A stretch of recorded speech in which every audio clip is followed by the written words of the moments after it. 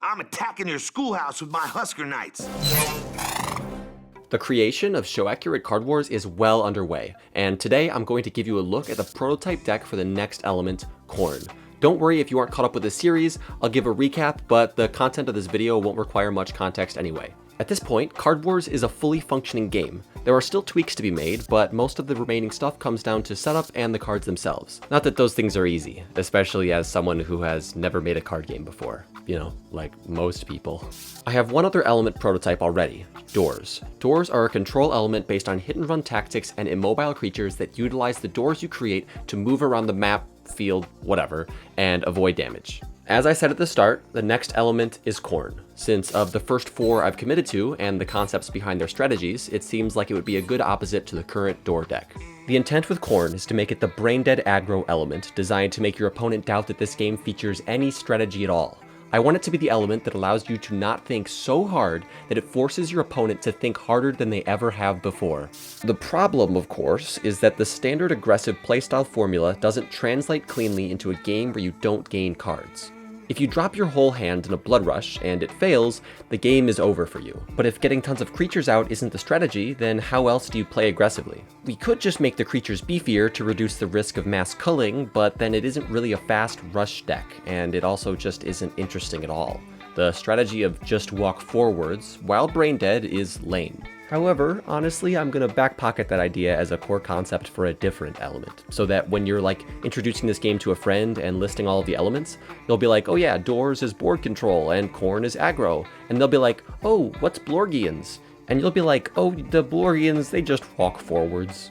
But that's not going to be Corn. So right now, you're being punished for rushing your creatures in, especially if they're sort of weak to mid-strength. So I'll just flip it and add a reward for doing that. If any of you have played Root, it's kind of like that. There are tons of factions like the Woodland Alliance or the Lizard Cult that have mechanics where when you crush them, they gain some sort of resource from it. And I think it could help to bring a little bit of that into the Corn element. Brainstorming time. What if you could revive your dead creatures? What if when a certain amount of your creatures die in one turn, you get a reward? What if you draw cards when you kill other creatures or when your creatures die? Man, this sounds very sacrificial. Corn cult, although that theming just kind of feels wrong and isn't show accurate, yada yada. Not that I'm gonna restrict the whole element to the one mechanic we see from one individual card in the original episode. I mean, just like, not everything is going to be things that get stronger when you have more cornfields. Not to mention that the way they depict it in the show doesn't really make any sense. Husker Knight draws energy from corn, so it falls down when the pig eats a small amount of corn, but comes back to life after Jake blankets the realm in lava and revitalizes his cornfields. It's one of those things that's obviously meant to be more narrative than literal. The Husker Knights draw energy from corn in a way that serves Jake's twisted narrative. Regardless, the idea of rewarding aggressive play generally leads back to rewarding the death of creatures, either your own or your enemies. The issue with the latter, however, is that if we want to make corn creatures on the weaker end, then it will likely end up taking too much commitment to kill a single enemy creature. If we make the corn creatures stronger, then at a certain point there isn't even a need to introduce an interesting mechanic, and it'll end up being the walk forward strategy. The idea we played around with for a bit was a mechanic called devotion. Essentially, when your creatures die, you gain devotion, which can be spent to do things,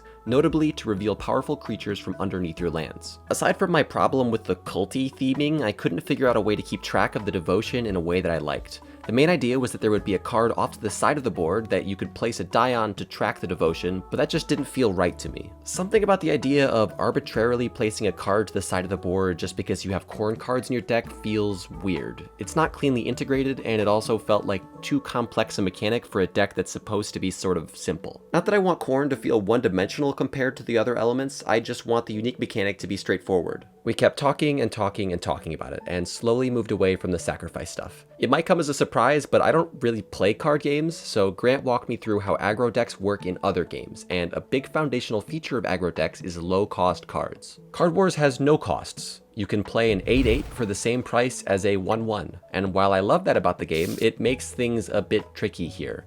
How can I make cards that cost nothing cheaper? Well, cards actually do have a cost. They cost a card, of which you only have 5 the entire game because you never draw without discarding. The cost is just more of a pay later type of thing. You get the effect now, but pay because you won't have cards in your hand to discard and draw with, especially if your hand is empty.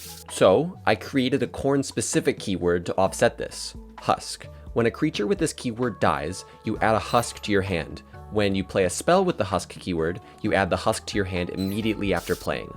Husks are essentially blank cards. They do nothing and cannot be played. However, they can be discarded at the start of your turn to draw a card, instead of discarding a card you'd like to keep. It's not exactly free card draw, but it heavily softens the cost of playing cards, allowing me to create corn cards that are weaker.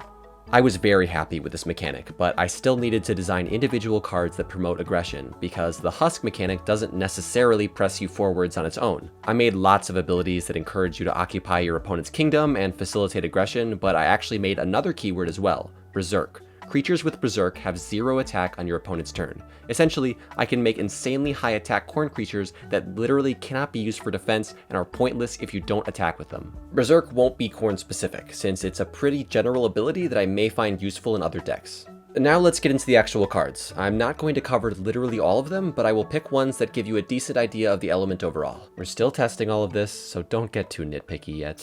I made 2 variants of the standard cornfield. I'm not sure if this is the exact way I want to execute the concept of land variants, but they both add different cards to your deck that benefit from the number of cornfields that you have, so you don't have to have 4 of the exact same land to get the most out of those effects. 2 other lands are the Sowed Soil, which continuously creates feedlings, fodder creatures who have 0 attack unless in your opponent's kingdom, and the Reaped Field, which has the amazing ability to add a husk to your hand whenever a creature dies there. However, it puts 2 Waste Walkers into your deck, which are actively bad cards, which is meant to balance that land ability out in an interesting way. The Harvested Pikeman has the simple ability of getting stronger the more creatures you have in the enemy kingdom, which encourages large attacks, and the risk of the loss in those attacks is lessened because it has Husk. To bolster the pikeman, you can also use spells that create creatures, which give you a way to get more creatures on the board from just 1 card, like the Botched Harvest, which creates 2 rotting kernels on a target land, and an additional kernel for each husk you reveal from your hand. This card benefits in a new way from the husks, making them more than just throwaway cards. There are a few other things that capitalize on this, like the Field Vermin.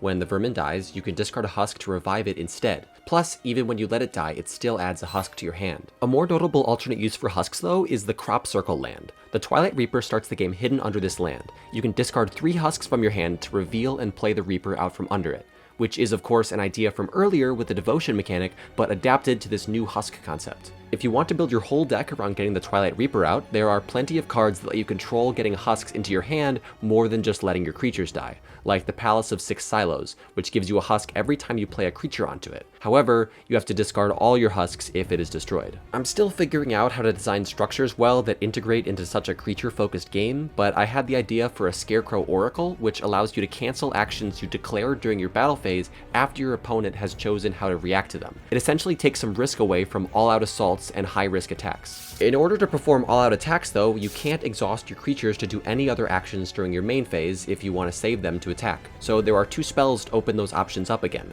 The Cornucopia, which resets all creatures in a land and buffs their attack, and the Feast, which buffs all your creatures in your kingdom for each creature you control in the enemy kingdom, then resets them all as well. Feast is obviously much stronger, but Cornucopia has Husk, which allows it to be a bit weaker. There's also a creature with a similar but more aggressive effect, the Princess of Corn, which moves all of your other creatures into the enemy kingdom and then resets them. Just like with the doors and all other elements, I want to throw in cards that don't slot perfectly into the overall game plan so that people can make their own strategies without feeling restricted to the ones that I've laid out. Like the Mutated Cob, a powerful creature with Husk that can only be played in enemy lands that have no creatures or structures, yours or enemies. And a slightly more aggressive and not really corn-focused artifact, the Memorial Blade. It gives the equipped creature an attack bonus, but if the creature dies, it may be freely passed to another creature in its land.